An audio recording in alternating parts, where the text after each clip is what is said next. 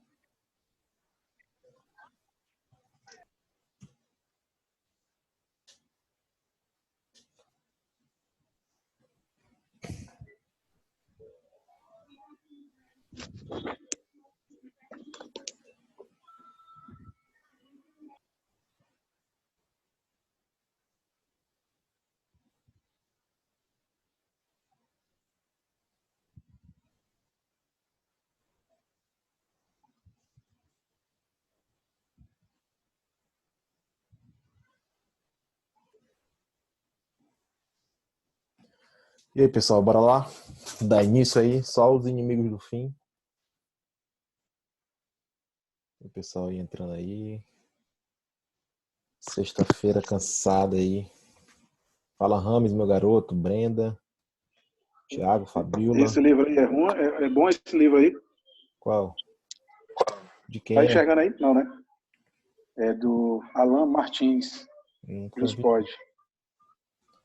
Tem umas amada, não sei o que, outro cara, o nome esquisito aqui, ó. Não dá pra Nunca... enxergar não, né? Deixa eu ver aqui. Tá vendo aí? Eu vi, nunca li não, nada deles não. Ah, eu não sei te dizer não, mas se você tá gostando, o que importa é isso. Olha aí o Sérgio.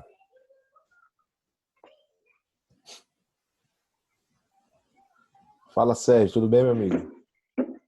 Tudo bom, professor? Só na tranquilidade.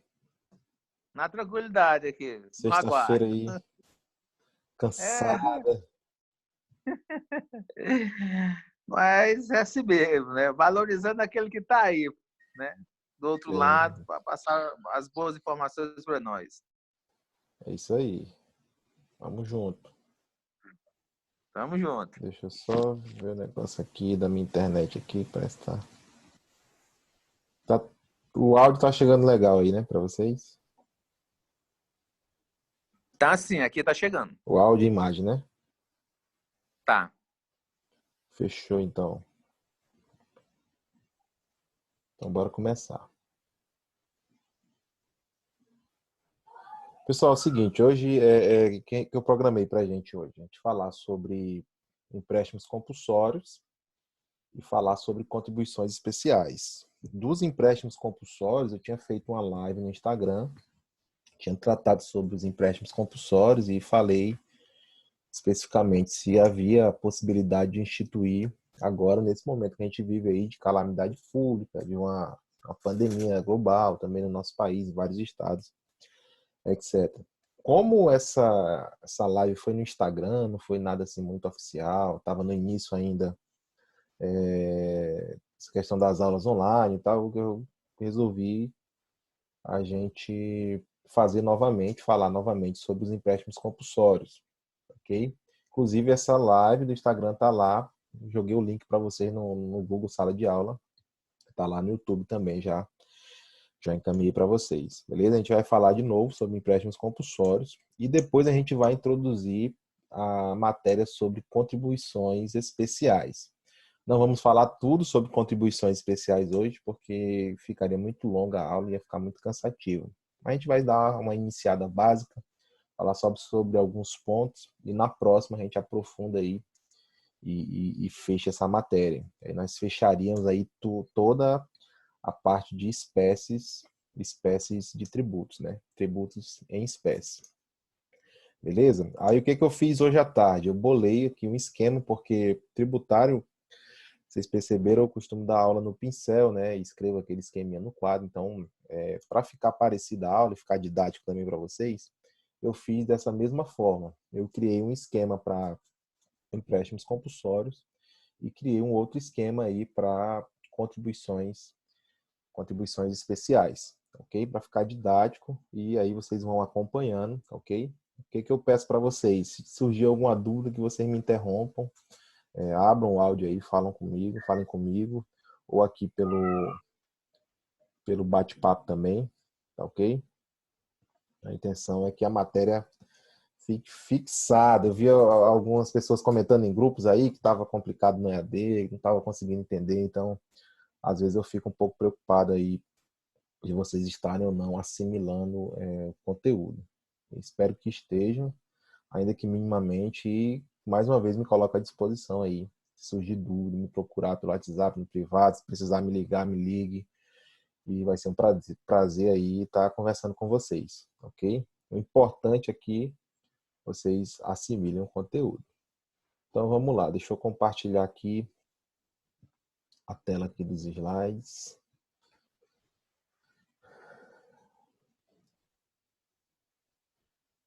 Para a gente começar.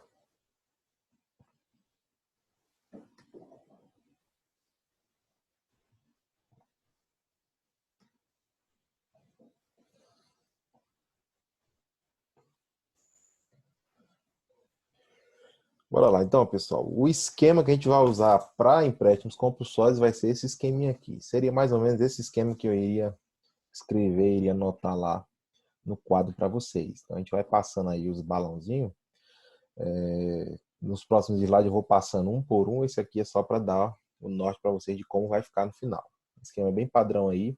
Serve até depois aí para vocês estudarem para a prova também aí. Não estudar de forma aprofundada, mas para dar uma lembrada aí nos principais institutos sobre empréstimos compulsórios. Então, bora lá. Empréstimos compulsórios está disposto na Constituição Federal no artigo 148. Ok? Então, são tributos que estão no grupo dos tributos para fins específicos. A gente estuda os impostos e a gente percebe que a receita arrecadada dos impostos são utilizadas, essa receita é utilizada para fins genéricos.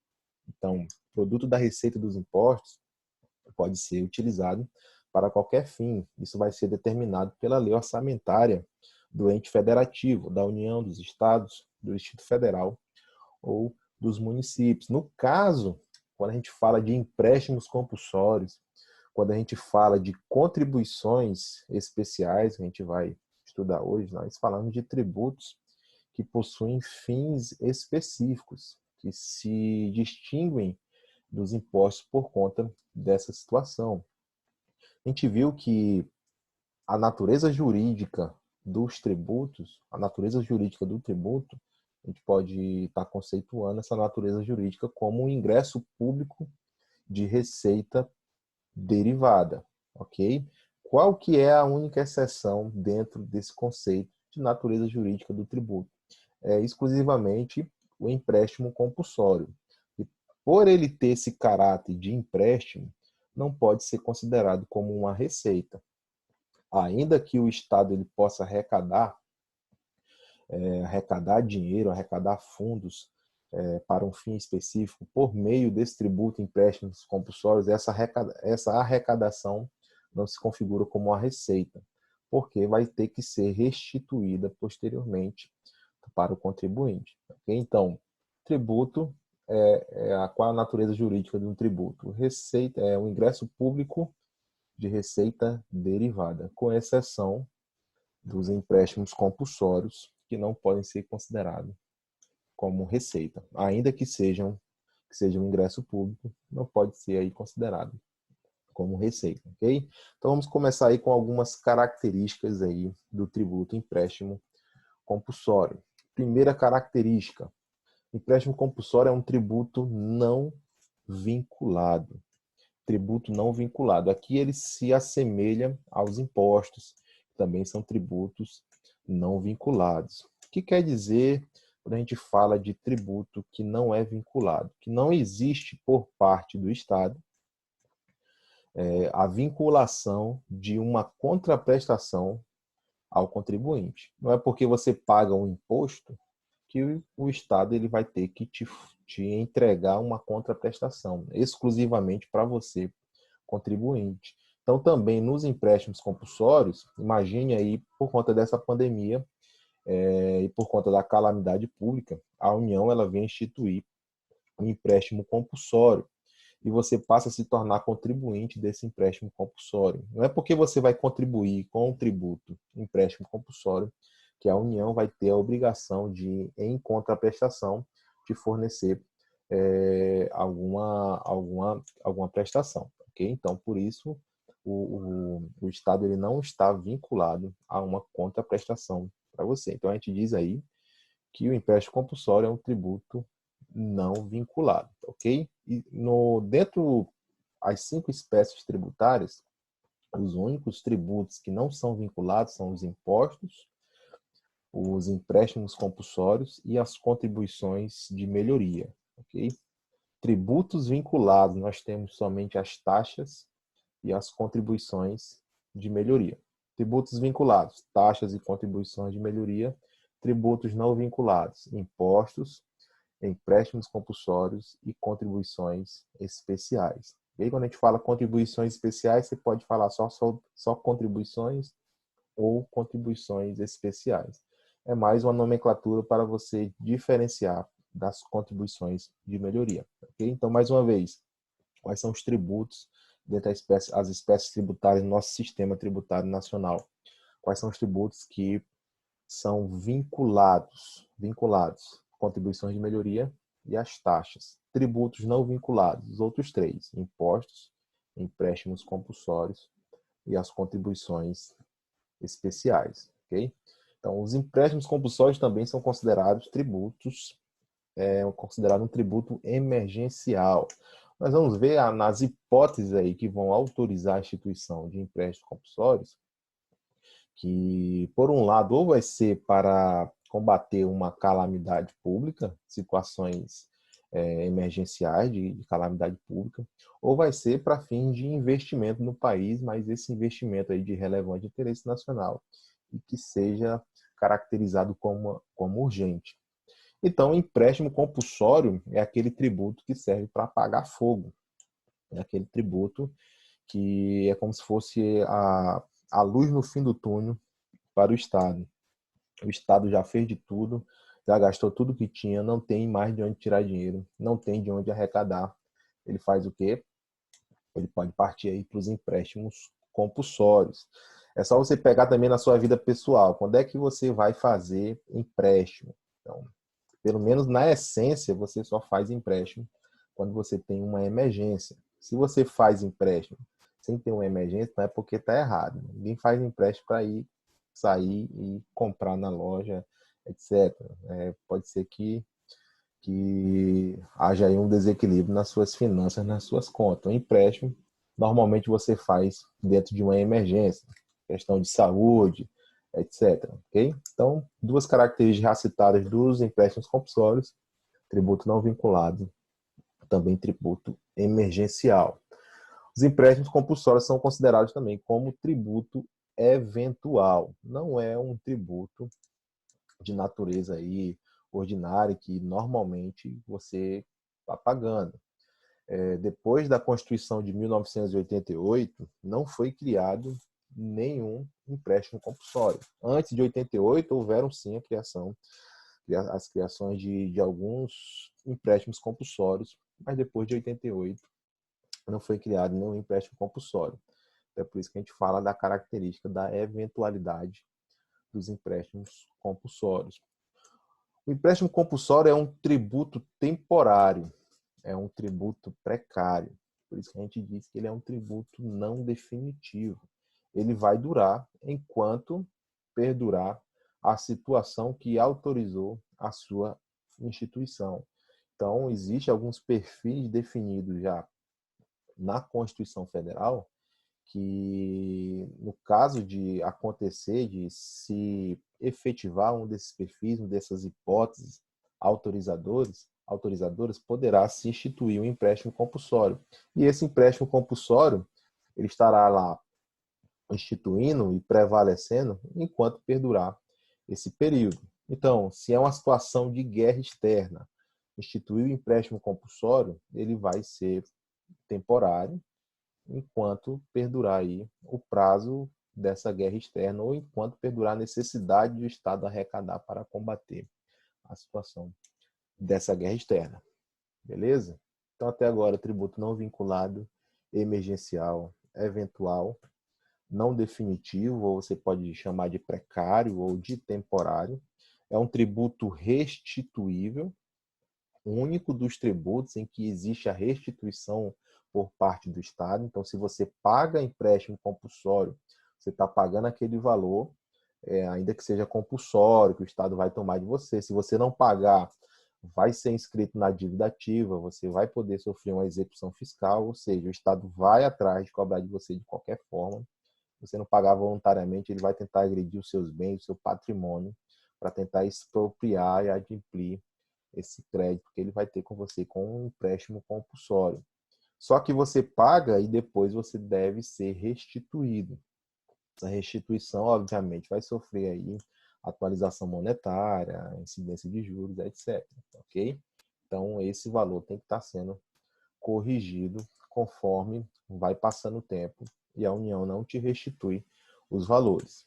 Ok? Então, tributo não vinculado, tributo emergencial, tributo eventual não definitivo e um tributo também considerado restituível.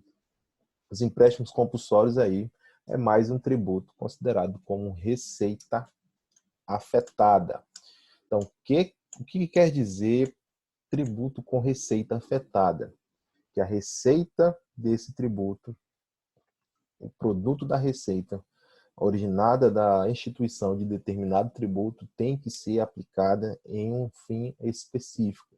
Então, se você institui um empréstimo compulsório para uma construção, questão da construção relevante, por urgência e tal, de relevante interesse nacional, acontece a situação dessa construção e você pega o empréstimo compulsório para esse fim específico, você tem que gastar o dinheiro somente com isso. Então, é o que aconteceu com a CPMF, que destoaram um pouco da finalidade da CPMF. A CPMF ela era arrecadada dos contribuintes e a finalidade específica da CPMF, que era uma contribuição especial, estou falando da CPMF porque na contribuição especial a gente vai ver que uma das características também é uma receita afetada. Então, a CPMF esse dinheiro era para ser aplicado na saúde. Então, algumas movimentações financeiras que você fazia no banco, se cobrava uma alíquota ali, um percentual pequeno, mas se cobrava um percentual de CPMF, dessa contribuição especial. E esse dinheiro arrecadado com a CPMF era para ser aplicado na saúde. Só que foi passando o tempo e foi se percebendo que a saúde no país estava piorando. E que o Estado, no caso a União, que foi quem instituiu, estava utilizando o dinheiro da CPMF para outros fins que não eram para gasto com a saúde. Então, estava utilizando a CPMF como se fosse um imposto, não afetando essa receita, utilizando o produto dessa receita para fins genéricos.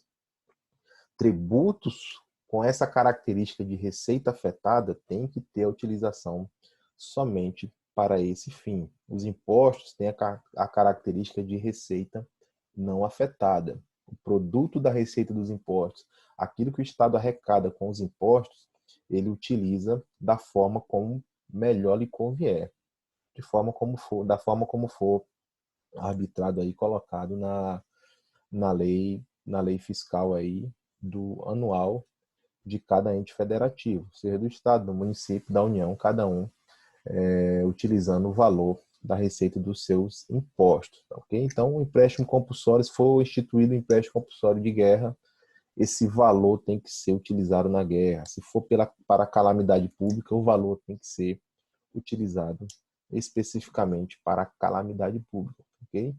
Então, essas são aqui algumas características que eu queria citar para vocês sobre empréstimos compulsórios. Citei 6 características aqui. Então, se cair na prova de vocês que o empréstimo compulsório é um tributo não vinculado, um tributo emergencial, eventual, tributo temporável, que tem a necessidade de restituição e a sua receita ela deve ser afetada a um fim específico, você vai marcar como certo, ok? Essas são as características dos empréstimos compulsórios. Quem é que tem competência para instituir empréstimo compulsório? Então, aqui não existe nenhuma exceção com relação à competência para instituir empréstimos compulsórios. Essa competência ela é exclusiva da União. Então, o artigo 148. Artigo 148 da Constituição Federal, ele vem apontar para a gente que é uma competência exclusiva da União. Somente a União poderá instituir os empréstimos compulsórios, ok? Aqui não tem nenhum problema para a gente aprender bem fácil. E sobre a lei instituidora dos empréstimos compulsórios, somente por meio de lei complementar. Então, com relação ao princípio da legalidade, não existe também aqui nenhuma exceção, tá, ok? Lei instituidora dos empréstimos compulsórios, lei complementar. Competência para instituir o empréstimo compulsório, competência exclusiva da União. Parece muito simples, parece muito fácil, mas acreditem, às vezes cai na prova e alguns erram. Principalmente em concurso, prova da OAB, cai aí, o aluno que não estudou é pego aí nessa situação e acaba errando a questão, tá, ok? Questão fácil, imagine você conferiu lá o teu caderno de prova da primeira fase da OAB, fez 49 questões, precisando de um ponto, aí você olha e vê que errou uma questão que estava perguntando qual era a lei instituidora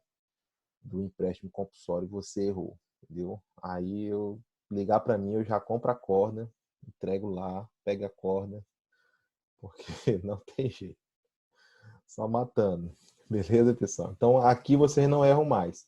Competência do empréstimo compulsório exclusiva da União. Lei instituidora do empréstimo compulsório, somente a lei complementar. Não temos aqui exceção. Tranquilo? Situações ou hipóteses permissivas de criação do empréstimo compulsório. A Constituição ela trouxe 3 situações que permitem, que autorizam a União a vir a instituir o empréstimo compulsório. Então, quando você fala de União instituindo empréstimo compulsório, tem que ter muito cuidado, porque pode vir na prova falando o quê? Que o presidente da República, por meio de uma medida provisória, instituiu empréstimos compulsórios. Um dia desses eu estava assistindo o Globo News. O Globo News eles passam o dia falando sobre esse negócio do coronavírus, né? Da pandemia e tal, e leva especialista de cada área lá para falar. E eu ouvi o cara falando a baboseira de que o presidente poderia instituir, por medida provisória, o empréstimo compulsório. Olha só como é grave essa afirmação. Então, instituir empréstimo compulsório por meio de medida provisória é inconstitucional. Todas as matérias que são reservadas para se legislar por meio de lei complementar, existe a vedação para você legislar essas matérias por medida provisória. Isso está lá no artigo 62, parágrafo 1º, inciso 3 da Constituição Federal. Então, quando a gente fala de lei instituidora, que é exclusivamente lei complementar, e a competência da União, estamos dizendo que o presidente não pode, por medida provisória, instituir esse tributo, ok? Por conta dessa vedação. Se fosse um outro tributo, que ele precisa apenas da lei ordinária, pode, por meio de medida provisória, não tem nenhum problema. Se preencher o requisito de relevante urgência da medida provisória, então pode legislar por meio de medida provisória. Exemplo disso é que o presidente da República, né, o Planalto, atualmente está editando várias medidas provisórias para regular a situação no país. Medidas provisórias na área do comércio, área do direito do consumidor, área do direito trabalhista, medidas aí para evitar a perda de empregos, sustentar empregos, pagamento de benefício emergencial para autônomos, etc. Tudo por medida provisória. porque existe autorização constitucional. Matéria que é reservada à lei complementar, aqui para finalizar. Não pode o presidente vir e legislar por meio de medida provisória. Então, atente-se, pode vir uma questão como essa, sua prova pode vir na OAB, questão de concurso, falando que o presidente Bolsonaro editou uma medida provisória e instituiu um empréstimo compulsório com base no artigo 148 da Constituição, por conta da calamidade pública que está atualmente no país. Então, está tudo correto lá para você marcar como certo, só que não pode por medida provisória. Okay? Então, existem 3 situações permissivas de criação dos empréstimos compulsórios. Situação permissiva, hipótese de permissão para a criação do tributo empréstimo compulsório, você não pode confundir com o fato gerador do empréstimo compulsório. Daqui a pouco a gente vai falar do fato gerador. O fato gerador tem a ver com aquele fato praticado no mundo dos fatos pelo contribuinte que vai ensejar a relação jurídica obrigacional tributária, quando se expede uma hipótese de incidência devidamente registrada, positivada na lei complementar que vai instituir esse tributo. Então, a situação permissiva, quando você fala das hipóteses que estão no artigo 148, inciso 1 e inciso 2 da Constituição Federal, a gente fala de hipóteses que podem acontecer no nosso país e que vão autorizar, a partir dali, a instituição do tributo empréstimo compulsório. Não estamos falando ainda de fato gerador. Então, é errado você falar, por exemplo, que o fato gerador do empréstimo compulsório pode ser a situação de uma guerra externa. Então, imagine uma questão falando que tem uma guerra externa acontecendo, o país, o Brasil, está participando de uma guerra. E por conta dessa guerra, se instituiu o tributo empréstimo compulsório. Aí vem lá um item falando para você, afirmando que a guerra externa é o fato gerador do empréstimo compulsório. Está errado. A guerra externa não é fato gerador do empréstimo compulsório. A guerra externa é a situação, a hipótese que permite, que autoriza ao legislador, autoriza ao ente federativo, ente político federativo, União, a instituir, por meio de lei complementar, o tributo empréstimo compulsório. Okay? Então, 3 situações permissivas. Guerra externa. A segunda situação é a situação de calamidade pública. E uma terceira situação aqui, que está no inciso 2. Então, guerra externa e calamidade pública você encontra no inciso 1 do artigo 148.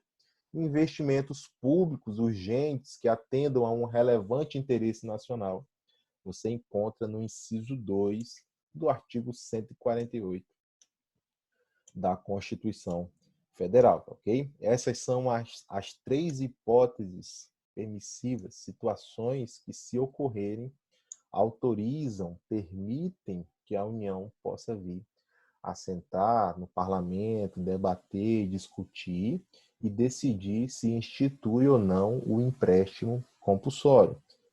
Se decide instituir o empréstimo compulsório, a partir daí vão se definir quais serão os fatos geradores para a hipótese de incidência, para o pagamento do empréstimo compulsório. Ok? Então, situação permissiva de criação, se cair na prova, guerra externa, calamidade pública, que é a situação que a gente está vivendo atualmente, investimentos públicos urgentes que atendam a um relevante interesse nacional, então você vai marcar como correto, são situações que autorizam, são hipóteses que permitem a instituição de empréstimos compulsórios. Professor, pode-se acontecer de se instituir empréstimo compulsório para cada uma das hipóteses permissivas, para cada uma das situações permissivas? Porque, assim, imaginemos aí o atual momento que a gente está vivendo no nosso país. Então, olhando essas 3 hipóteses permissivas, se eu perguntar para vocês vão concordar comigo que a gente consegue vislumbrar que estão acontecendo atualmente 2 hipóteses dessas. O país não está em guerra, então a guerra está fora, não está acontecendo. Mas já foi decretada calamidade pública. Então a gente está numa situação de calamidade pública. E existe sim a necessidade de investimento público urgente que atenda a um relevante interesse nacional. Existem alguns estados do Brasil que o sistema de saúde já entrou em colapso. Estados grandes, acho que no Ceará já tem, Fortaleza, vários hospitais já com número de leitos, número de UTI ou esgotado ou perto já de esgotar. A tendência é que isso aumente, porque à medida que avança e que se agrava a situação de pandemia, à medida que mais pessoas ficam doentes, mais pessoas são contaminadas com o vírus, mais vai aumentando aí o número de leitos ocupados e unidades aí de terapia intensiva no sistema de saúde em todo o país. Então, não seria um caso de um investimento público urgente e que venha atender um relevante interesse nacional? Eu entendo que sim. Então, analisando essa situação, imagine uma questão que, sabe, daria uma boa questão discursiva na prova, falando aí que a União instituiu um empréstimo compulsório por conta da calamidade pública e que a União também instituiu empréstimo compulsório para fins de investimentos públicos urgentes que atendam a um relevante interesse nacional. Aí viria a pergunta: é constitucional você instituir mais de um empréstimo compulsório, um para uma situação permissiva, o outro para também uma das hipóteses aí de autorização de instituição? Não existe nenhum problema. Não há nenhum problema em se instituir um empréstimo compulsório para a calamidade pública e também se instituir outro empréstimo compulsório para investimentos públicos urgentes que venham atender um relevante interesse nacional. Isso pode acontecer perfeitamente, poderia acontecer também nessa situação atual que o país enfrenta, que o Brasil está vivendo. Então, a União poderia instituir um empréstimo compulsório aí para fins de custear a calamidade pública. E lembre, essa receita desse empréstimo compulsório, dessa lei complementar, vem para custear a situação dessa calamidade pública. E outro empréstimo compulsório, outra lei complementar, instituindo o tributo para fins de investimentos públicos urgentes que atendam a um relevante interesse nacional. Beleza? Então, pode marcar como certo que não existe aí nenhum problema, nenhuma vedação constitucional que seja instituído mais de um empréstimo compulsório, cada um para uma finalidade específica, cada um tendo uma situação permissiva de criação. Outra dúvida que acontece: nós temos o empréstimo compulsório referente à guerra externa e temos também os impostos extraordinários de guerra. Então, o que surge muito como dúvida? Um imposto extraordinário de guerra também tem que ser instituído pela União. A diferença é que o imposto extraordinário de guerra pode ser instituído por lei ordinária, né, e é tido como imposto. Ele não é restituível, você não vai devolver. É diferente tem essas diferenças dos empréstimos compulsórios. Mas olha só a seguinte pergunta: poderia a União, numa situação de guerra, o Brasil participando de uma guerra, instituir um imposto extraordinário de guerra e também instituir um empréstimo compulsório de guerra? Poderia, não tem nenhum problema. A União institui o imposto extraordinário de guerra, é a exceção dos impostos em que a receita será afetada. Então, a gente tem a situação que os impostos têm como característica a sua receita ser não afetada, com a única exceção do imposto extraordinário de guerra, que a receita tem que ser afetada e destinada para esse fim específico, que é a guerra que o país está enfrentando. Okay? Então, poderia a União instituir imposto extraordinário de guerra e também instituir um empréstimo compulsório por conta da guerra externa. Não tem nenhum problema, ok? O contribuinte vai pagar o imposto e também paga o empréstimo compulsório. A diferença a gente vai ter na forma da lei instituidora, o princípio da anterioridade e a questão do empréstimo compulsório ser restituível. Você tem aquela previsão de um dia receber. E no imposto, não. Depois que paga, ele não volta mais. O Estado vai utilizar o dinheiro como receita mesmo. Ok? Deixa eu ver aqui se tem alguma dúvida. Pessoal, tranquilo até agora? Alguém tem alguma dúvida? Quer tirar? Abro aqui para vocês. Ou a gente pode seguir.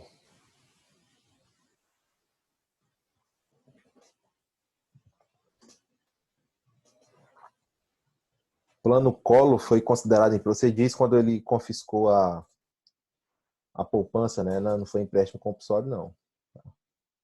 Ele simplesmente tirou o dinheiro, tomou o dinheiro mesmo da caderneta de poupança aí da população. Inclusive, depois disso, não pode mais, né? Ele fez por medida provisória, não pode mais. Tem que ser por lei complementar também, uma situação como essa, tá?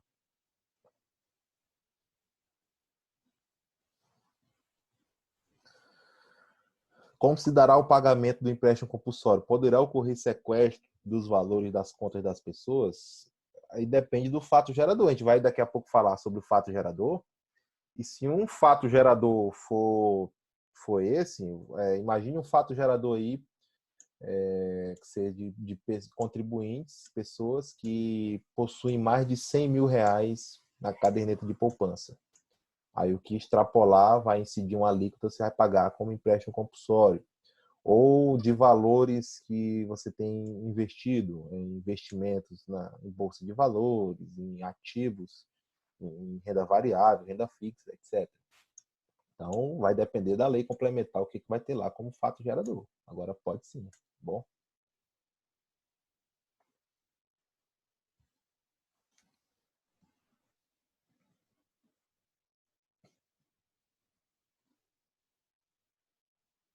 Então, bora lá para a gente dar continuidade, beleza?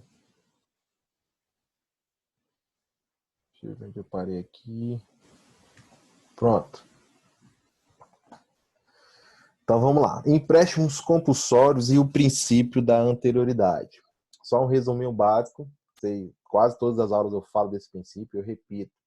O princípio da anterioridade é uma limitação criada pelo Estado aí, criada pela Constituição para o poder de tributação por parte do Estado, para que não seja de qualquer forma, para que não pegue aí o contribuinte desprevenido, e é que ele vai ter aí pelo menos um período para se programar quando ele for colocado aí em uma situação de desvantagem, que a tributação adotará uma carga mais gravosa aí no seu bolso. Então, é aquela situação em que, quando é instituído um novo tributo, ou quando é majorada a sua alíquota ou sua base de cálculo, esse tributo vai ficar mais caro no bolso do contribuinte. E o Estado precisa esperar um período aí para que ele possa aplicar a partir da publicação da lei que instituiu o tributo ou que majorou essas alíquotas. Então, a gente chama de princípio da anterioridade. Nós vamos ter a anterioridade do exercício seguinte e a anterioridade nonagesimal, ou a gente pode falar aí de noventena, ou falar da anterioridade dos 90 dias. Então, toda vez que é criado um tributo ou que é majorada a sua alíquota, só pode ser aplicável essa situação após a publicação da lei, sendo que deve decorrer no mínimo 90 dias e que tem que esperar também o início do exercício seguinte, ok? E existem exceções com relação ao empréstimo compulsório e o princípio da anterioridade? Existem algumas exceções, ok? Então, de cara, eu falo para vocês que o empréstimo compulsório, quando ele trata das questões mais urgentes, que tem a ver com a calamidade pública e com a guerra externa, ele não vai respeitar o princípio da anterioridade, nem a anterioridade nonagesimal, nem também a anterioridade do exercício seguinte. Okay? Então, você tem aqui duas situações permissivas de criação, que é pela guerra externa ou pela calamidade pública. São as situações do inciso 1 do artigo 148. Então, as situações do inciso 1 do inciso 148 da Constituição não respeitam o princípio da anterioridade. Ok? Então, esse aqui é bem lógico. Se você vai buscar uma receita, arrecadar valores para custear uma guerra externa, custear uma calamidade pública, principalmente por meio de empréstimos, é porque o Estado, o país, ele está numa situação já bem vulnerável, não dá para esperar o exercício seguinte, não dá para esperar 90 dias. É por isso que o Constituinte optou aí por liberar a tributação do empréstimo compulsório dessa limitação ao poder de tributar do Estado. Okay? Então, quando a gente fala de princípio da anterioridade e empréstimos compulsórios, a primeira coisa que deve vir em mente é que para as situações de calamidade pública e de guerra externa, esse empréstimo compulsório não vai respeitar o princípio da anterioridade. Ok? Inciso 1 do artigo 148 não respeita o princípio da anterioridade. Com relação ao inciso 2 do 148, que são as hipóteses permissivas aí de criação, quando a gente fala de investimentos públicos urgentes que atendam a um relevante interesse nacional, respeita normalmente o princípio da anterioridade. Não há nenhuma exceção aqui. Okay? Tanto a anterioridade da noventena, tem que esperar aí no mínimo 90 dias, como também aguardar o início do exercício financeiro seguinte. Okay? Então, o inciso 1 não respeita o princípio da anterioridade. Inciso 2, ele vai sim respeitar o princípio da anterioridade. Então, imagine aquela situação que eu falei aqui de duas hipóteses permissivas e a criação de dois empréstimos compulsórios. Então, se por meio de lei complementar a União cria aqui um empréstimo compulsório pela hipótese permissiva da calamidade pública, criou esse empréstimo compulsório, ele já passa de imediato a ser aplicável. Então, tem lá os fatos geradores e tudo, e o contribuinte já vai começar a pagar os empréstimos compulsórios. Ok? E se criou também um empréstimo compulsório por conta do investimento público urgente para atender aí um relevante interesse nacional, aí vai ter que esperar a noventena, ter que esperar o exercício financeiro seguinte. Então, aqui também daria uma boa questão de prova. Imagine a prova falando o quê? Tudo certinho, por meio da lei complementar, duas leis complementares, a União criou um empréstimo compulsório por conta da calamidade pública e criou outro empréstimo compulsório para custear investimento público urgente que atenda a um relevante interesse nacional. Aí ele vai te perguntar, a questão vai te questionar, a partir de quando inicia a aplicação desses empréstimos compulsórios. Okay? Aí vão vir lá várias alternativas, falando que o da calamidade pública vai ser de imediato, aí outra dizendo que o da calamidade pública vai respeitar só a noventena, que os investimentos públicos urgentes vão respeitar só o exercício seguinte, que ambos vão se aplicar de forma imediata, que ambos vão respeitar o princípio da anterioridade. A resposta correta vai ser dizendo que, com relação ao empréstimo compulsório criado pelo permissivo legal da calamidade pública, ele vai se aplicar de forma imediata. E um empréstimo compulsório criado pela hipótese legal do investimento público urgente, que atende um relevante interesse nacional, ele vai começar a se aplicar a partir do exercício financeiro seguinte, desde que esteja ultrapassado aí o mínimo de 90 dias a partir da publicação dessa lei complementar. Tranquilo? Fácil demais, né, pessoal? Quais os fatos geradores e sujeitos passivos dos empréstimos compulsórios? Então, pessoal, quando a gente fala de fato gerador e sujeito passivo, são as principais incógnitas desse tributo. Porque a Constituição, ela não traz fatos geradores, né, do empréstimo compulsório. Então, quando a Constituição ela fala, por exemplo, da taxa, ela diz que o fato gerador da taxa vai ser serviço público específico e divisível, ou então o exercício do poder de polícia, já está lá taxado qual que vai ser o fato gerador da taxa. Tranquilo? Quando ela fala do empréstimo compulsório, a Constituição não traz qual vai ser o fato gerador. Então, vai ficar a cargo da lei complementar definir quais os fatos geradores e quem serão os contribuintes, quem serão os sujeitos passivos.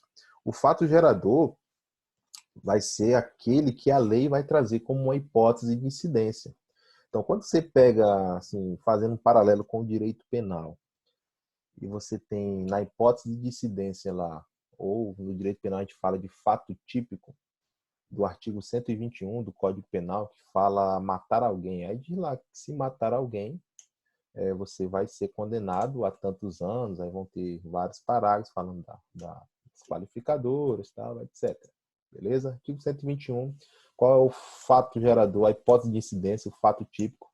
Matar alguém. Então, se o cara mata alguém, ele pratica um fato gerador, o fato típico do crime de homicídio, e vai responder pelo crime de homicídio. Quando fala na Constituição do IPTU, que é você ser proprietário de um imóvel predial territorial urbano, se você é proprietário do imóvel, você compra o imóvel, você passa a, no mundo dos fatos, praticar esse ato, que é esse fato gerador, que enseja o quê? A relação jurídica obrigacional tributária, que de um lado vai ter o município, que é o seu credor, que é o polo passivo, o sujeito ativo dessa relação, e de um outro lado você, sujeito passivo, contribuinte de fato de direito dessa relação jurídica obrigacional tributária. Então, esse fato gerador a ser definido quem será sujeito passivo, quem será o contribuinte do empréstimo compulsório, somente a lei complementar ela vai dizer, ok? Em 1986, nós tivemos 2 empréstimos compulsórios instituídos, ainda no governo do presidente, foi o Sarney, foi o José Sarney, 86. E um empréstimo compulsório, o fato gerador era quem comprava um carro novo, quem comprava carro zero, tinha um fato gerador desse empréstimo compulsório. E o outro empréstimo compulsório, se eu não me engano, era na fatura de energia elétrica. Então, olha só esses 2 fatos geradores. Aquele que consome energia elétrica vai ser contribuinte do empréstimo compulsório. Aquele que está comprando um carro novo, um veículo zero, vai ser contribuinte do empréstimo compulsório. Pode ter um fato gerador, aquele que consome combustíveis. Então, quando você vai comprar o combustível, colocar combustível no seu carro, além de outros tributos que já incidem, pode incidir um empréstimo compulsório. Pode ser cobrado um empréstimo compulsório sobre a sua propriedade, sobre a renda, além do imposto de renda, pode cobrar empréstimo compulsório sobre a renda. Enfim, quem vai definir é o legislador. É algo que tem que ser muito responsável, então o parlamento vai sentar, primeiro que para decidir que vai instituir um empréstimo compulsório já tem que ser algo muito responsável, porque no país a gente já tem uma carga tributária bem elevada, então você tem que ser bem coerente para poder aí tomar emprestado das pessoas, agredir o patrimônio das pessoas para pegar dinheiro emprestado. E você pede dinheiro emprestado de quem tem como te oferecer, quem tem como te ofertar alguma coisa. Não, se você vai pedir dinheiro emprestado, você vai no banco pedir dinheiro emprestado porque o banco tem dinheiro para te emprestar. Então, os perfis de fatos geradores possíveis a estarem numa lei complementar instituidora de um empréstimo compulsório seria em cima de contribuintes, de pessoas aí com potencial de riqueza revelada para poder contribuir com o Estado. Então, é em cima do pessoal que tem dinheiro, que revela riqueza, usufruindo. Ó, em 86 ele foi inteligente, fala quem compra carro novo, então quem tem dinheiro para comprar carro novo tem dinheiro também para contribuir com o Estado por meio do empréstimo compulsório. Tranquilo, pessoal? Então, alguma dúvida? Professor, e como restitui esse empréstimo compulsório sobre a compra do veículo?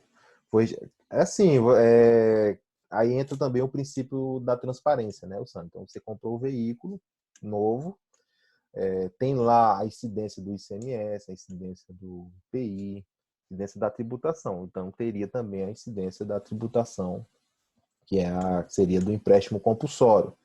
E você teria como comprovar aí, por meio dessa nota fiscal, que comprovantes que você fez essa compra depois para ser restituído do pagamento desse empréstimo compulsório. Então, se o veículo você compra com toda a tributação custaria 100 mil reais e com o empréstimo compulsório ficou aí 102 mil reais, depois você comprovaria por essa nota tudo que você pagou R$ 2.000 a título de empréstimo compulsório.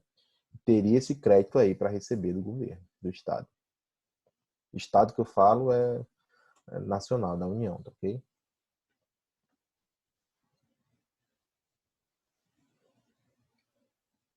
E aí, pessoal, mais alguma dúvida sobre empréstimo compulsório? O prazo da restituição também, a lei complementar ia falar da hipótese de incidência, quem seria o contribuinte, tem que falar sobre o fato gerador e tem que falar dessa situação, como que vai ser restituído, qual que vai ser o prazo de restituição, ok? A lei complementar vai trazer tudo isso.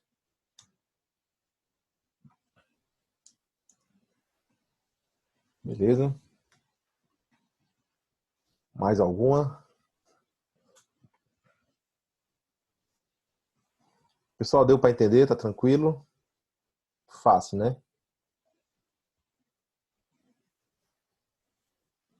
Tranquilo, Diná? Bora lá agora para contribuições.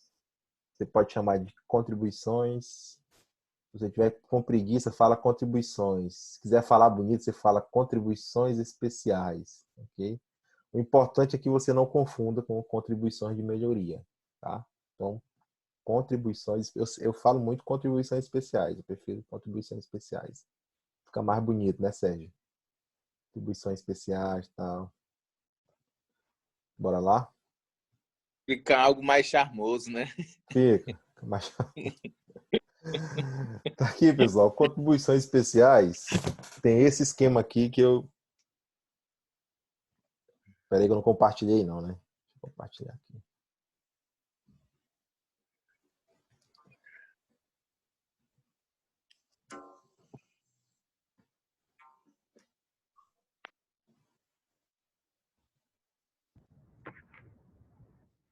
Compartilhar aqui com vocês.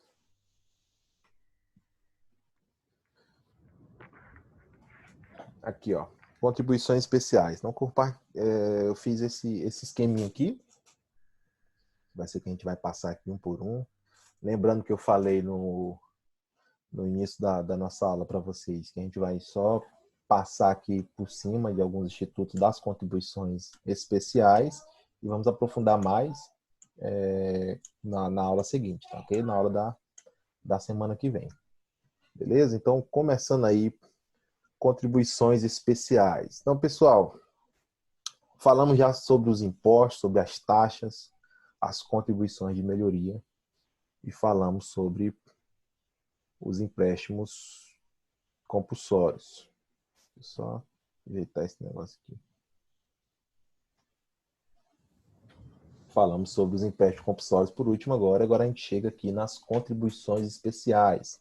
Ou, se você preferir, nas contribuições. Estão lá no artigo 149 e no artigo 149A disto A da Constituição Federal. As contribuições especiais, elas também são tributos para fins específicos. Da mesma forma dos empréstimos compulsórios, tem essa característica, as contribuições especiais também são tributos aí que têm essa pretensão de custear fins específicos e escolher também contribuintes específicos para que contribuam com o sustento, com a manutenção do estado social e de mais algumas outras subespécies que nós vamos ver aqui na nossa aula de hoje. Então, separei aqui duas características básicas das contribuições especiais. Uma que também é tributo não vinculado. Eu vi que a Diná tinha perguntado para repetir sobre o tributo não vinculado. Eu não respondi na hora porque eu sabia que tinha essa característica também nas contribuições especiais. Aí eu falo agora aí e já contempla a sua dúvida, ok? Então, mais uma vez, contribuições especiais, tributo não vinculado.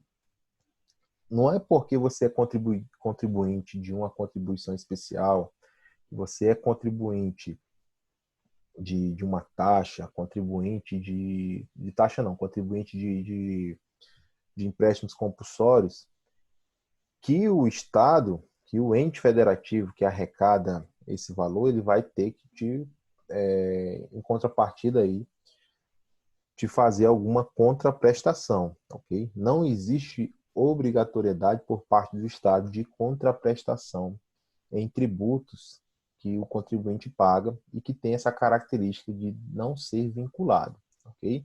Então, você paga a sua previdência social, que é uma contribuição social, e não tem nenhuma vinculação do Estado para, para com você. Ele vai utilizar esse dinheiro no meio da previdência, que é solidária, e óbvio que você vai ter alguns direitos decorrentes dessa contribuição, que é como se fosse um seguro, né? Você vai ter direito à sua aposentadoria, se você adoecer, você vai ter direito a um auxílio-doença, se for um empregado, se for um servidor público, vai ter direito a ficar afastado, recebendo salário. Se falecer, a pessoa que for dependente vai ter direito a uma pensão civil por morte, etc. Agora, não existe contraprestação vinculativa do Estado com relação a esse contribuinte. Tá? Então, por isso que a gente fala, uma das características das contribuições especiais é de ser um tributo não vinculado. E a receita das contribuições ela também é de receita afetada. Então, a receita originada pela contribuição especial, ela tem que ser afetada para os fins específicos dispostos na Constituição Federal. Okay? Então, a receita para o custeio da Seguridade Social tem que ser afetada para a assistência, para a previdência e para a saúde. Ok? Receita afetada aí nas contribuições especiais. Então, são essas as duas características: tributo não vinculado, tributo de receita afetada. Nós temos aí algumas subespécies de contribuições especiais. Então, contribuição especial é uma espécie tributária, da qual a gente tem aí algumas subespécies que eu vou trazer aqui para vocês. A primeira aqui são as contribuições sociais. Essas contribuições sociais, elas têm a intenção aí de custear o Estado social, né? Aí ainda se subdivide entre saúde, previdência e assistência. Então, é sempre lembrar, contribuições sociais, tem as contribuições sociais gerais e tem aquelas contribuições sociais para o custeio da Seguridade Social. Quando a gente fala de Seguridade Social, a gente fala desse tripé que se refere à saúde, à previdência e à assistência. Okay? As contribuições profissionais, então, o pagamento lá do engenheiro que paga a contribuição dele, a anuidade para o CREA, do médico que paga para o CRM. Então, a gente fala aí de contribuição profissional. Essas anuidades, elas têm natureza jurídica tributária. Qual espécie de tributo? Contribuições especiais, ok? Então, contribuições profissionais têm a natureza jurídica de contribuição profissional. Deixa eu ver se eu ligo o chat aqui.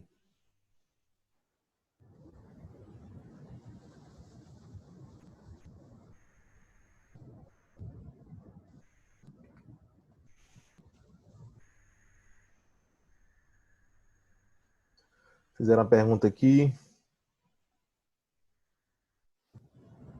Se a CPMF é um exemplo de contribuição especial. Sim, CPMF é exemplo de contribuição especial. A CPMF, até comentei hoje aqui, tinha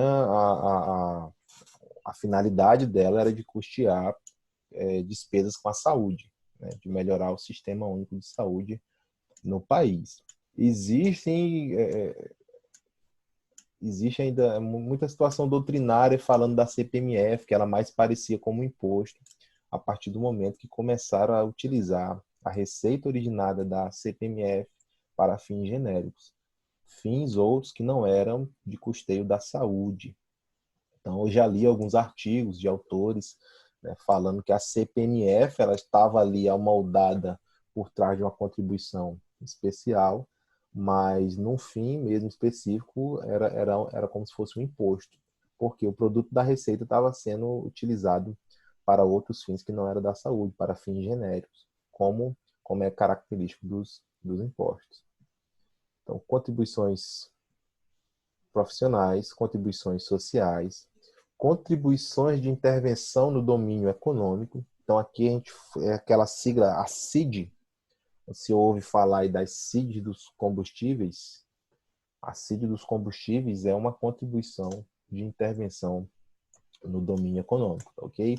Só na próxima aula, eu vou citar aqui para vocês, na próxima aula eu vou falar mais, de forma mais aprofundada de todas essas subespécies de contribuições especiais, ok?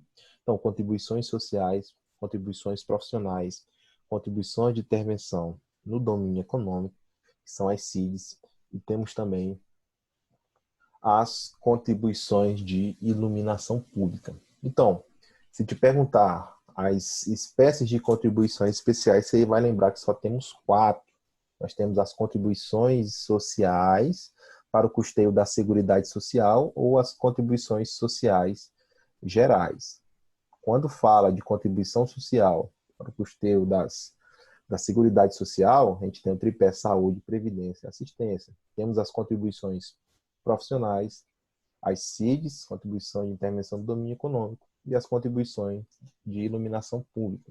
Com relação à contribuição de iluminação pública, quero só destacar que foi criada, por isso que eu coloquei lá em cima o artigo 149, dígito A da Constituição, que diz respeito às contribuições de iluminação pública. Então, é a contribuição especial para o custeio da iluminação pública. Por um tempo foi cobrado como taxa e o STF bateu o martelo dizendo que seria inconstitucional cobrar a iluminação pública por meio de taxa, porque ainda que seja um serviço público específico, não é um serviço público divisível. Como é um serviço público indivisível, não poderia ser cobrado como taxa, ok?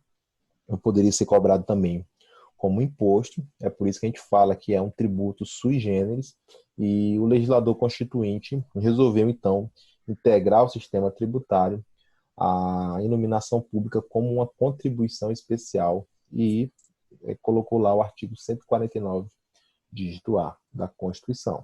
Okay? Então, são essas 3 subespécies que nós temos aqui de contribuições especiais. Okay? Qual a lei instituidora das contribuições especiais? A regra é que tem que ser por lei ordinária. Então, basta uma lei ordinária para que seja instituída uma contribuição especial, ok? Se pode por lei ordinária, pode por medida provisória? Pode por medida provisória, não tem nenhum problema, ok? Se preencher o requisito da medida provisória, for relevante e urgente, pode por medida provisória. Então, quais são as exceções? No caso aqui, somente uma exceção. Qual é a única exceção com relação ao princípio da legalidade e as contribuições especiais? A única exceção é em relação às contribuições residuais de Seguridade Social, que vai depender o quê? De lei complementar. Tranquilo? Então, quando a gente fala aqui da primeira espécie, das contribuições sociais para fins de custeio da Seguridade Social, a gente fala de saúde, previdência e assistência. Essas contribuições já existem aí, as ordinárias dispostas na Constituição. Essas contribuições podem ser cobradas dos empregadores, dos empregados, dos importadores e das receitas originadas dos concursos de prognósticos, ok? Então, dos empregadores, dos empregados, dos importadores e das receitas oriundas dos concursos de prognósticos. Então, são essas quatro fontes de receita. Tem alguém com áudio aberto aí? Pensando na aula. Entretanto, todavia, Conta tudo. pegue logo um aqui. Deixa eu desativar o som aí. Acho que ficou alguém com o som ativado aí. Vou voltar lá. Beleza, pessoal? Então, aqui, quando se pretende criar uma contribuição para a Seguridade Social, ou seja, uma contribuição residual de Seguridade Social, quando você quer criar, além daqueles que já pagam, os empregados, os empregadores, os importadores e as receitas oriundas aí dos concursos de prognóstico, se você for criar algo a mais, a gente fala o quê? De uma contribuição residual, ou seja, que não está disposta ainda na Constituição. E isso só pode ser feito por meio de lei complementar, porque combina o dispositivo com o artigo 154, dígito 1 da Constituição Federal. Então, você vai pegar lá o artigo 195, parágrafo 4º da Constituição, e combinar com o 154, inciso 1 da Constituição Federal. O 154, inciso 1, fala dos impostos residuais. A gente sabe que os impostos residuais são de competência da União e só podem ser instituídos por meio de lei complementar. Então, por conta dessa combinação, também as contribuições residuais de Seguridade Social só podem ser instituídas por meio de lei complementar. Então, você faz sempre esse link. Quando você vê contribuição residual de Seguridade Social, tente lembrar também dos impostos residuais. Então, a regra para o princípio da legalidade é a mesma, que só pode o imposto residual ser instituído ou a contribuição residual de Seguridade Social ser instituída por meio de lei complementar, tá bom? Por favor, não é a instituição da contribuição de Seguridade Social. É a instituição de contribuições residuais de Seguridade Social. Até porque as contribuições de Seguridade Social já estão dispostas na Constituição. Da mesma forma, os impostos já estão dispostos na Constituição. Se você for criar um outro diferente, um a mais, é que vai precisar de lei complementar, ok? Então, lei instituidora, em regra, lei ordinária, só existe uma exceção com relação às contribuições residuais de Seguridade Social. Vou passar aqui pro próximo. Competência para instituição das contribuições especiais. Em regra, competência da União, ok? Temos aqui algumas exceções. A regra é competência da União. Quais são essas exceções? A primeira é a contribuição do 149, dígito A, aquela contribuição de iluminação pública, que é de competência para a instituição dos municípios e do Distrito Federal. Okay? Então, quem institui, quem arrecada, quem legisla sobre contribuição de iluminação pública, ou vai ser o município, ou vai ser o Distrito Federal. Okay? Então, essa é uma das exceções com relação à competência para a instituição de contribuição especial. Segunda exceção são as contribuições previdenciárias. Em regra, a contribuição previdenciária é disposta na Constituição e a gente tem um regime geral de previdência social. Regime geral de previdência social e nós temos também um regime próprio de previdência social. Então, aqueles estados que possuem regime próprio de previdência social, estados, municípios, o ente federativo que possui regime próprio de previdência social, ele que vai ter a competência plena de instituir, legislar, fiscalizar e arrecadar essa contribuição especial referente às contribuições previdenciárias, ok? Então aqui é uma contribuição social geral, que a gente fala contribuição previdenciária. Pega aqui o estado do Acre, tem um Acre Previdência.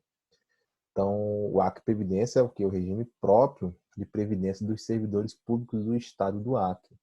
Então, quem institui essa contribuição previdenciária é o próprio estado do Acre, não vai ser a União. Agora, imagine um município que é seletista. A gente tem ali Plácido de Castro, não tem no município um regime jurídico único dos servidores. Os servidores são seletistas. Então, eles aposentam pelo regime geral de previdência social. Então, a previdência, quando eles pagam, essa previdência aí é da União, ok? Instituída pela União. Servidores públicos federais também, e a gente define assim, o ente federativo que tem o regime próprio de previdência social, essas contribuições previdenciárias vão ser de competência desse ente. Os que não têm, tudo de competência da União. Tranquilo? Então, essas são as regras de competência para as contribuições especiais. Contribuições especiais e princípio da anterioridade. Também temos somente duas exceções. Então, a regra do princípio da anterioridade é que vai se aplicar normalmente o princípio da anterioridade com relação às contribuições especiais, ok? Nós temos apenas duas exceções. A primeira exceção é sobre as contribuições sociais de Seguridade Social. Então, instituição de contribuições sociais para a Seguridade Social. Okay? Nessa situação, só vai respeitar a anterioridade nonagesimal ou anterioridade da noventena, que não vai respeitar a anterioridade do exercício seguinte. E a segunda exceção é com relação ao restabelecimento da alíquota das CIDs dos combustíveis. Vocês lembram daquela situação da greve dos caminhoneiros?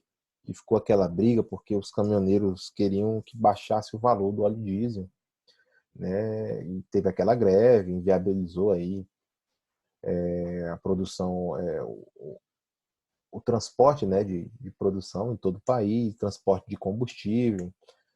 Muitos voos foram cancelados, teve aeroporto aí fechado por conta disso, porque não tinha combustível. Tudo ocasionado por conta da greve dos caminhoneiros. Uma forma que, na época, era o presidente Michel Temer, que ele teve de reduzir o valor lá na bomba, né, de combustível do óleo diesel, foi fazer o quê? Foi fazer uma redução da alíquota da CID dos combustíveis. A CID, eu já falei, é uma contribuição de intervenção no domínio econômico. Então, o presidente ele reduziu as CID dos combustíveis, reduziu a alíquota das CID dos combustíveis para baixar o valor do combustível aí no Brasil, ok? Então, imagine que a alíquota era de 10%, isso aqui é exemplo, tá? Vamos supor que a alíquota era de 10% de CID incidente nos combustíveis.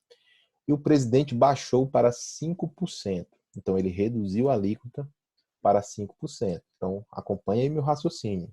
Greve dos caminhoneiros, a CID dos combustíveis tinha uma alíquota de 10%. O presidente veio, reduziu para 5%. Quando a gente fala em princípio da legalidade, essa redução pode ser por decreto, pode ser por uma portaria do ministro da Fazenda, é algo urgente. Então, o presidente reduziu aí por meio de decreto de 10% para 5%. Quando o presidente ele vai, acaba a greve, tal, passa um tempo, o que acontece? O presidente ele pode restabelecer essa alíquota das CID dos combustíveis. Quando a gente fala em restabelecer, é você majorar a alíquota até o limite anterior. Então, se a alíquota era de 10% e eu reduzi para 5%, quando eu falo em restabelecer, é que eu posso vir aumentando essa alíquota até o limite de 10%. Se eu apenas restabeleço essa alíquota da CID dos combustíveis até esse limite de 10%, só respeito a anterioridade nonagesimal. Ok? Agora, se existe uma majoração, voltando aqui no nosso exemplo, se eu tinha 10% da alíquota de CID dos combustíveis, o presidente baixou para 5%. Baixou para 5%, depois o presidente aumenta de 5% para 12%. Note que não se trata aqui de um restabelecimento. O limite é 10%. Ele passou de 5% para 12%. Então, aqui a gente trata de uma majoração de alíquota de CID dos combustíveis. Essa majoração não vai ter exceção ao princípio da anterioridade. Vai respeitar tanto a noventena, como vai respeitar a anterioridade do exercício seguinte. Agora, se a questão falasse, o problema disser para você que foi apenas um restabelecimento, imagine uma questão bem formulada com esse exemplo da greve dos caminhoneiros, que o presidente reduziu de 10% para 5%, e depois ele restabeleceu de 5% novamente para 10%, perguntando para você a partir de qual momento iria se aplicar a nova alíquota de 10% restabelecida. A resposta correta vai ser aquela que te disser que vai se aplicar a alíquota de 10% a partir de 90 dias depois da publicação do ato normativo. Tá ok? Então, são essas as duas exceções para o princípio da anterioridade aí, referente às contribuições especiais. E aí? Tranquilo? Dúvidas? Contribuições. Lembrando que a gente vai voltar de novo em contribuições especiais na próxima aula. Ok?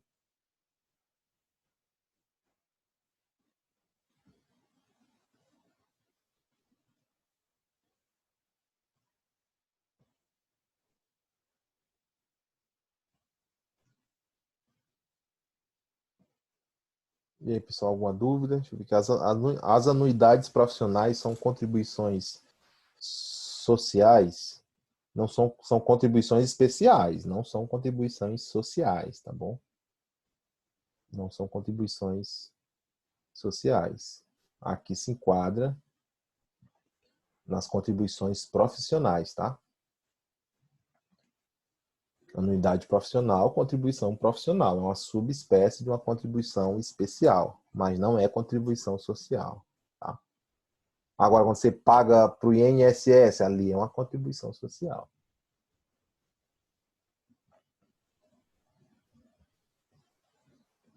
Dúvidas? Pode cair na prova já. As 3 questões. Pode, Sérgio.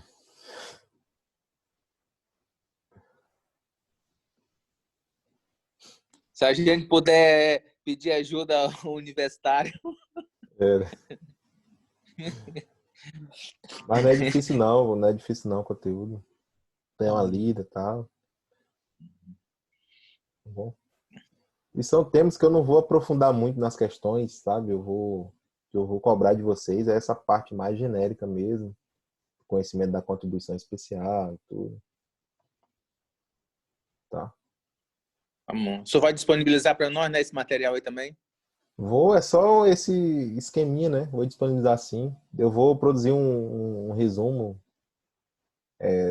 Eu tô sempre enviando, né? Alguns resumos, materiais. Inclusive o de processo de trabalho não dá nem para considerar resumo, né? Porque ele tá bem completo, né? Ali é um livro, professor. Tá quase. Não, ali eu puxei tudo dos livros. Se você nem quiser ler o livro sobre competência, dá para ver tudo por ali. Tem resumo. Nem precisa mesmo. Tá bem completo. Aí eu vou fazer também, agora eu vou fazer de empréstimo compulsório e vou fazer o de contribuições especiais. Beatriz pedindo para fazer umas questões, ou vou fazer não, né? Já tem um pronto. Mas eu vou marcar depois. Depois a gente passar a última parte de contribuições especiais. O que a gente poderia fazer? A gente poderia fazer um simulado, marcar um dia de um simulado só em direito tributário, só com a matéria dada. Pra vocês pegarem aí, eu envio um dia antes, 2 dias, vocês resolvem esse simulado, né?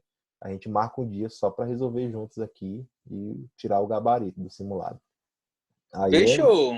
Daí é um simulado que seria com essa intenção de passar toda a matéria para fixar, né? Revisar tudo.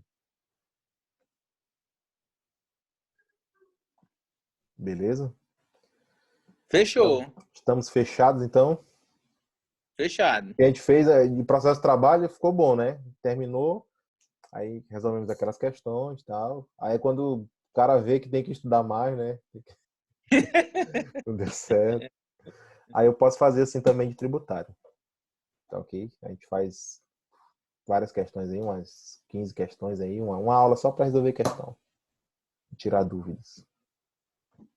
Legal. Beleza? Tranquilo, Beleza. pessoal? Então, galera, boa sexta-feira. Ótimo final de semana aí para vocês. Espero que... Acho que já prorrogaram de novo mais 15 dias, né? Eu espero que termine logo. Passe logo esse período aí de quarentena. Já tô com saudade já da sala de aula.